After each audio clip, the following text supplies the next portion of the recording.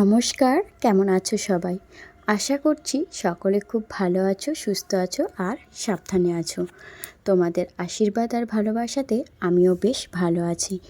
অঙ্কিতাস ব্লগের আরও একটি নতুন ব্লগে তোমাদের সকলকে জানাই অনেক অনেক স্বাগত। শীতের আরও একটি নতুন সকালের অনেক অনেক শুভেচ্ছা।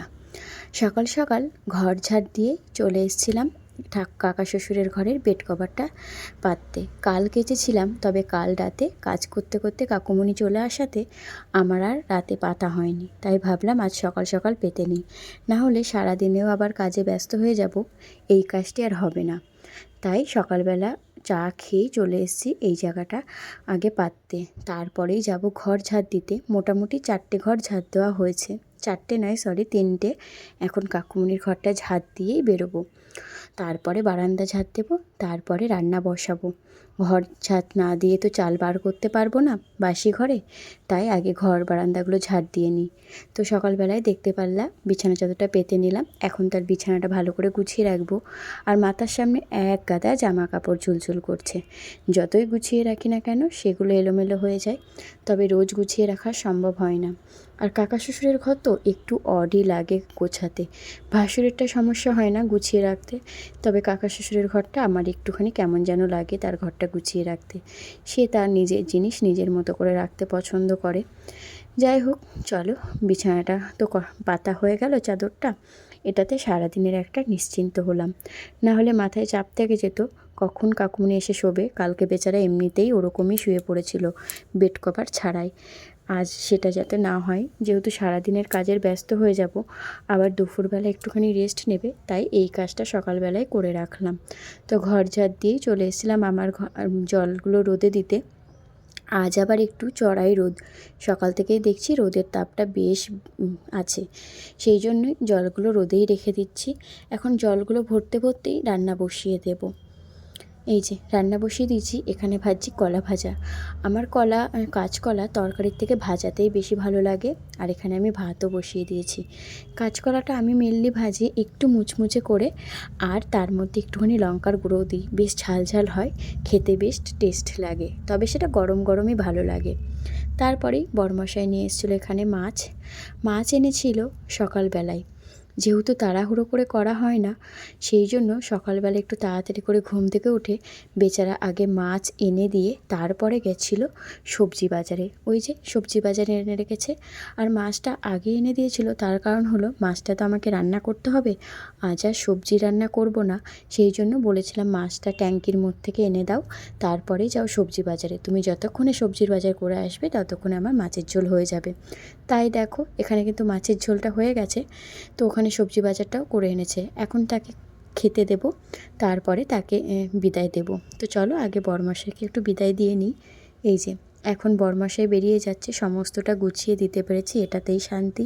আর তোমরা তো জানোই, যা কিছু সারাদিনের রান্নার হিসাব করে ভেবে রাখি, সে চেষ্টা করি বড়মশাইকে ততটুকুই রান্না করে দেওয়ার।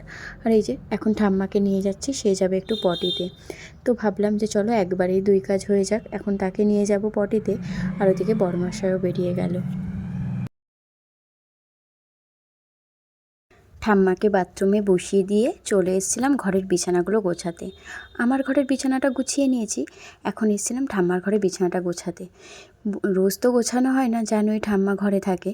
তো আজ যেহেতু একটুখানি বাইরে বেরিয়েছে, ভাবলাম একটু ঝাড়পোছটা করেই নিই বিছানার, আর একটু লেপটাও গুছিয়ে রাখি। আসলে পুরো ছড়িয়ে দেবো না, তবে অর্ধেক ছড়িয়ে দিলেই উনি পা ঢুকিয়ে বসে থাকবে, সেই ভেবেই চলে আসলাম। আর একটু তাড়াতাড়ি করছিলাম, যেহেতু উনি বাথরুমে আছে, আবার হয়ে গেলে আমাকে আনতে যেতে হবে, সেই কারণে একটু তাড়াতাড়ি করছিলাম।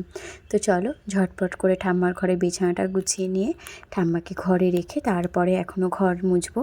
ঘরের সমস্ত কাজই পড়ে আছে, শুধু রান্নাটা আর বাসি কাজটা হয়েছে। মানে রান্নাঘরটা মোছা হয়ে গেছে, এখন ঘরের বাকি কাজগুলো সারবো।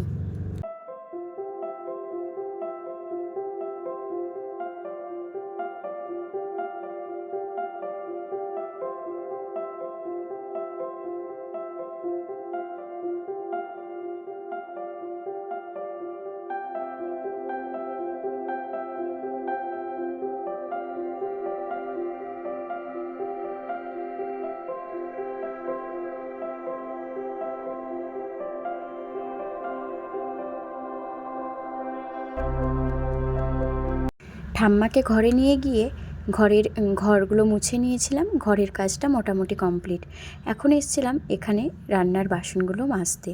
আর ওদিকে আমার ঠাম্মাকেও খাওয়ানো হয়ে গেছে, সাথে আজকে কাকা শ্বশুরও চলে এসেছিলো। আর আজকে না প্রচণ্ড রোদের তাপ, সকালবেলাতেই বলেছিলাম তোমাদের রোদের তাপ হয়েছে। তাই দেখো এখানে রোদ্রে আমি ঠিকঠাক বসতেই পারছি না, হাতটা পুরো পুড়ে যাচ্ছিলো, মানে রোদের তাপেই জ্বালা করছিল। তো চলো এখানে ঝটপট করে বাসনগুলো ধুয়ে নিই, তারপরে কাচাকুচি বাকি আছে।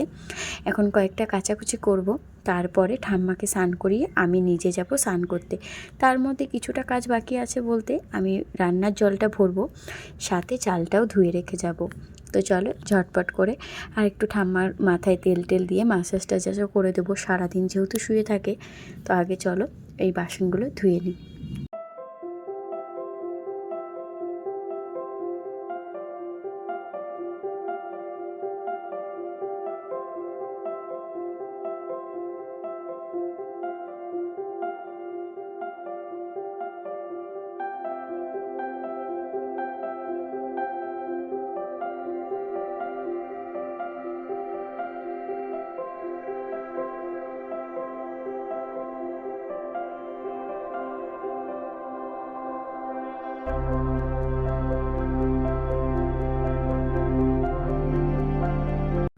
বাসন মেজে কাচাকুচিটাও সেরে নিয়েছি। তবে আজকে একটুখানি বরমশের সোয়েটারটা কেচেছি, সেটা হয়তো শুকাবে না রোদের তাপ থাকলেও, রোদের তাপ আর ঘণ্টাখানিক, আর সোয়েটার শুকাতে সারাটা দিন লেগে যায়। আমি যদি আগের মতো সকালে কাচতে পারতাম তাহলে হয়তো শুকিয়ে যেত। আর আজ কিন্তু বেশ হাওয়া দিচ্ছে, দেখতেই পাচ্ছ গামছাগুলো দেওয়ার সাথে সাথে কেমন পরিমাণে উঠছে।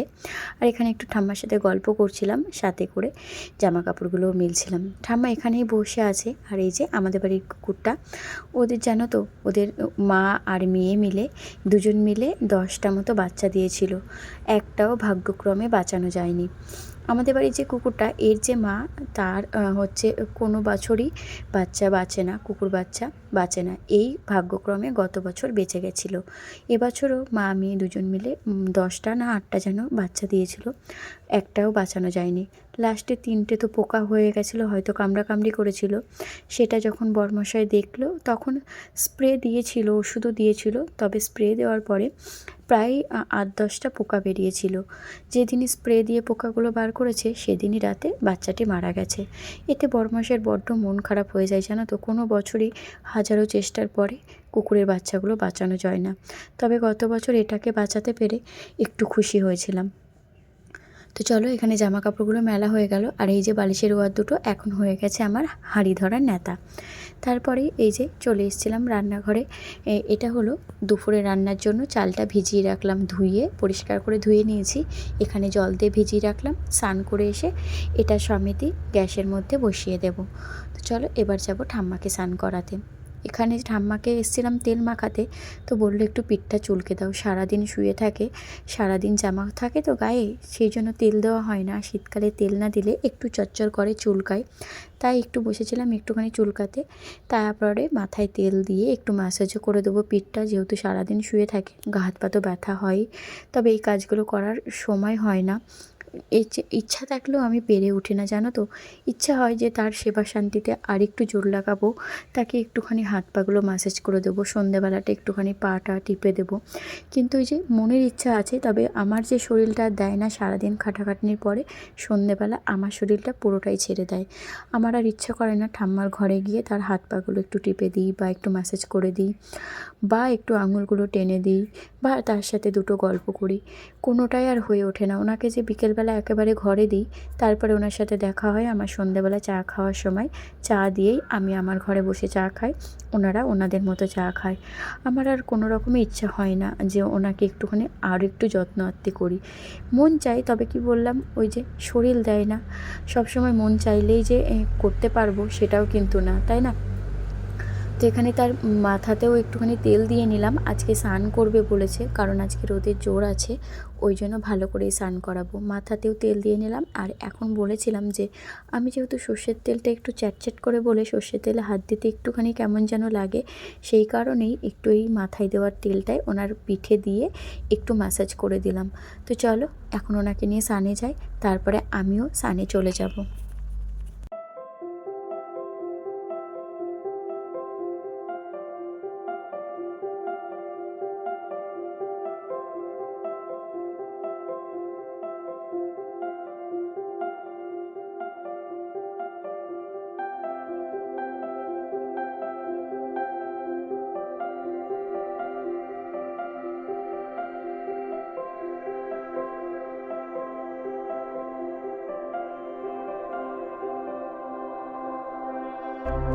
এই যে আমিও স্নান করে চলে এসেছিলাম, মানে সরি, এখন বাজে 3:30। আমাদের খাওয়া দাওয়া শেষ হলো। খাওয়া দাওয়া করে ঠাম্মাকে ঘরে দিয়ে দিয়েছিলাম। তারপরেই এঁঠো বাসনগুলো মেজে নিয়েছি, আর এখন এই যে টেবিলটাও মুছে নেব। তারপরে বেশ খানিকটা কাজ আছে। খাওয়া দাওয়া শেষ হয়ে গেলেই যে কাজ শেষ হয়ে গেল সেটা কিন্তু না।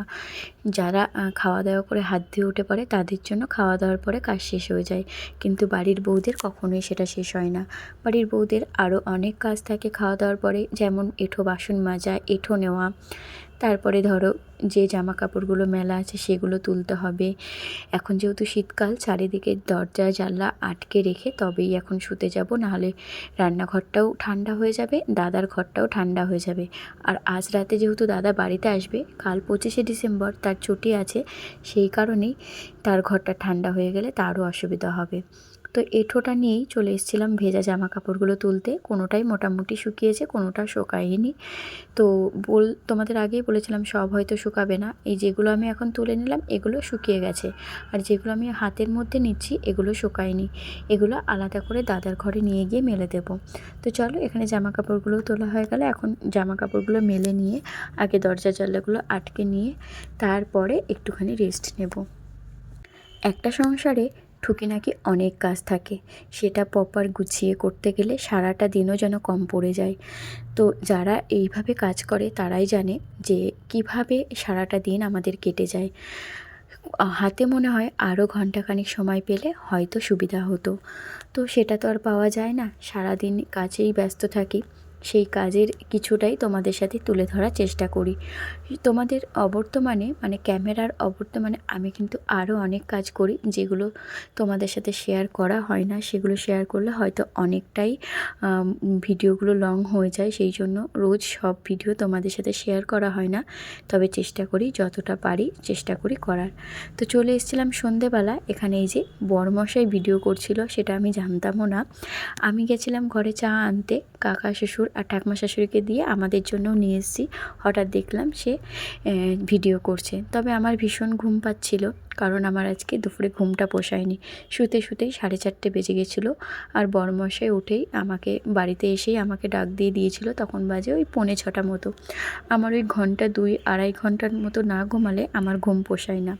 তো এখানে দুজন মিলেই বসে পড়েছিলাম চা খেতে। রোজ তো বড়মশাইকে এটা ওটা দিই, আজকে ঘরে বিস্কুট আর মুড়ি ছাড়া কিছু না থাকায় শুধু বিস্কুট আর মুড়ি দিলাম। সন্ধ্যেবেলা আসলে আমি তো বুঝতে পারি ওর হালকা খিদে পায়, সেই কারণে শুধু বিস্কুট ওর খিদেটা যায় না, তাই আজকে একটু মুড়ি দিলাম।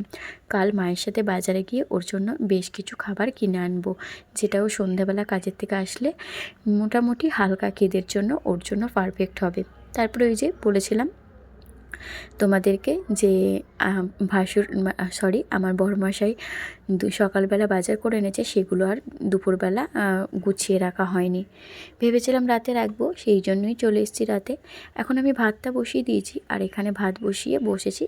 বাসনগুলো গুছিয়েও নিলাম, যেগুলো কাল সকালবেলা উঠেই আমার লাগবে সেগুলো আলাদা করে গুছিয়ে নিলাম। এখন এই সবজিগুলো আগে গুছিয়ে ফ্রিজে ঢোকাবো, তারপরে বাকি কাজ করব।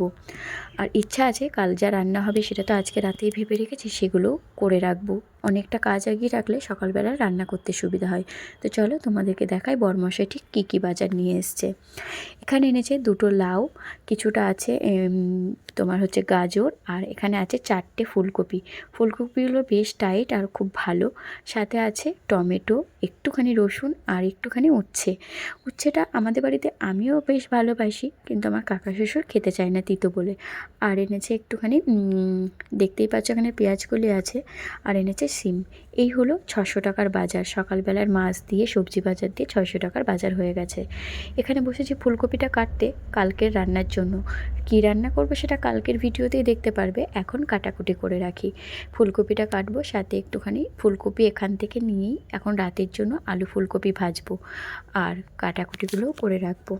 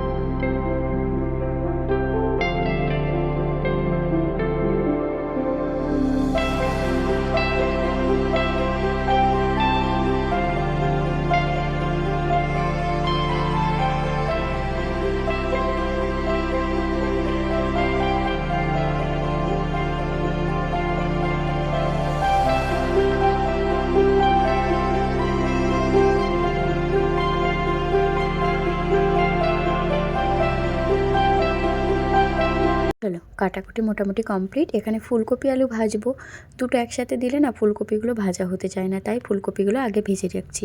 আর এগুলো আমি সব ধুয়ে জল ঝরিয়ে নিয়েছি। এখানে আলুটাও পরে ভাজবো একসাথে দিয়ে। এখানে আলু ফুলকপি ভাজা বসিয়ে দিয়ে বসেছিলাম ঠাকুমার নাইটির হাতার যে সেলাই করা ছিল সেটা খুলতে।